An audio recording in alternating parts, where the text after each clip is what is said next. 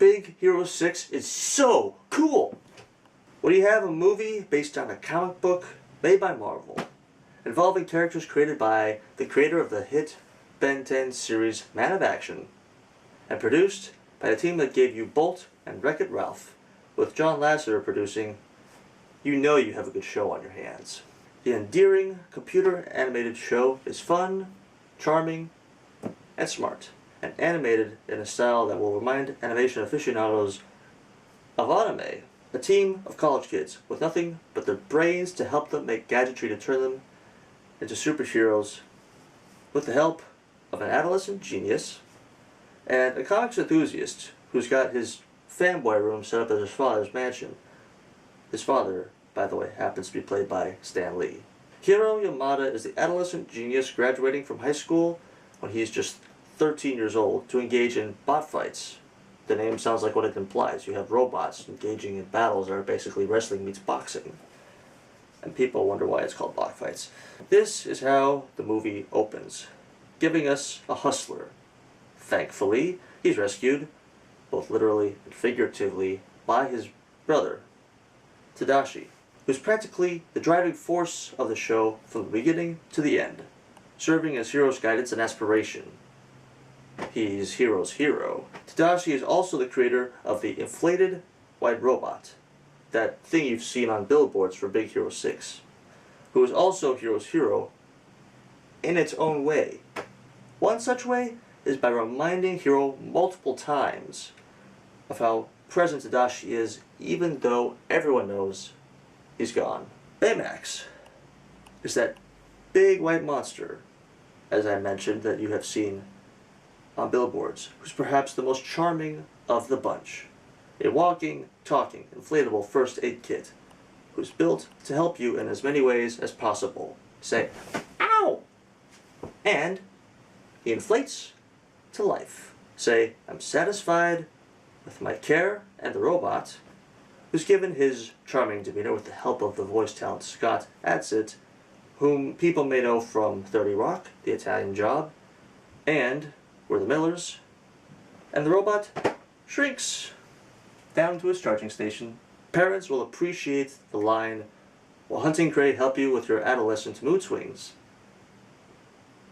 Parents and other audience members should also find it charming that Baymax knows when to download information he doesn't have to help solve his problems, and in doing so he learns he must call Hiro's friends to help Hiro when Hiro does not have his brother around to help him. The coolest feature of Baymax, I found, was his rocket punch. That's right, Baymax is given armor that has gloves that will rocket away as fists. Enemies of Baymax, look out! The art direction is phenomenal. We get the best of both worlds. From gorgeous vistas of the city of San Francisco. Did I mention this town has got a name that sounds exactly like it is, a mix of the names San Francisco and Tokyo? To the kind of pop that superhero comics have been giving their readers for years. We even get a view of the sunset from a giant balloon conveniently placed to allow Hiro and his pet robot to sit. And again, there's homage to anime, with the way Hiro and Tadashi are drawn and animated. Western cartoons and Asian cartoons mixed together in a near seamlessness in this movie. The movie kinda has to go with this route, as the comic published by Marvel is drawn in an art style that borrows heavily from Japanese comics. The characters are all drawn with slightly larger than normal heads and longer lanky bodies.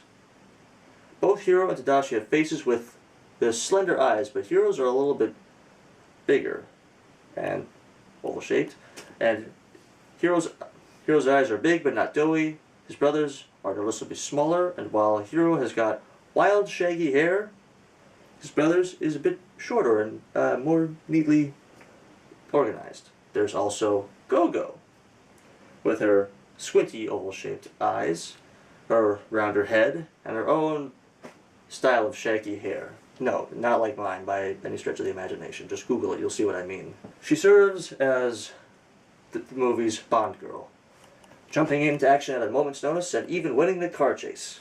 Did I say that Stan Lee was in this movie? Even if for a moment, as the dad that I as the dad who shows up, as I mentioned earlier, as the dad of the nerd, whom I mentioned earlier, who isn't in college, but still finds time to hang out with his college buddies. And James Cromwell lends his voice beautifully to the character whom no one would suspect to be antagonistic. I give Big Hero 6 big 4.5 out of 5 stars. This movie is easily the best superhero movie I've seen this year. So many cool and interesting things happening in this touching and fun film about family and friendship. You'd be hard-pressed not to find a kid who isn't walking around with some action figure or merchandise that he's asked for Christmas after he's seen this movie, because, let's face it, the movie will not be available on Blu-ray this holiday season. But you can still catch it in theaters. Thank you very much for your time and have an awesome day.